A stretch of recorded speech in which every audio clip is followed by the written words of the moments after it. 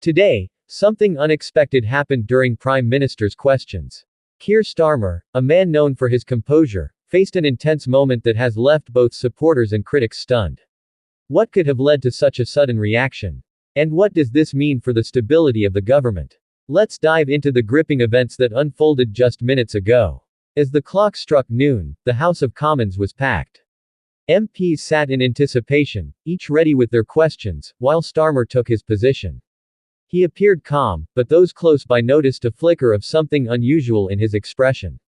Was it nervousness, frustration, or perhaps something deeper?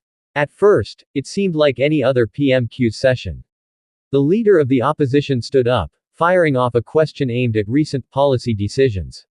Starmer's response started strong, firm as ever. But as the questions grew tougher, it was clear his tone began to shift. A bead of sweat appeared on his forehead, and there was an undeniable tension in his voice.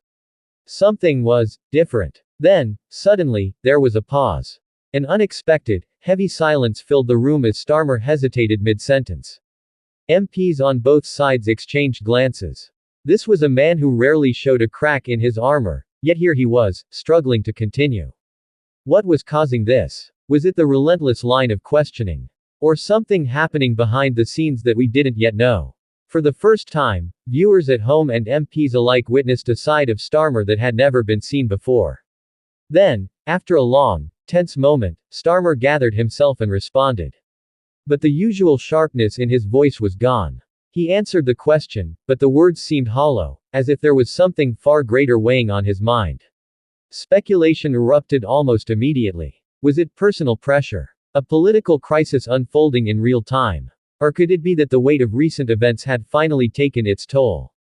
Each theory seemed more chilling than the last, as everyone watching wondered, is this a turning point for the Prime Minister?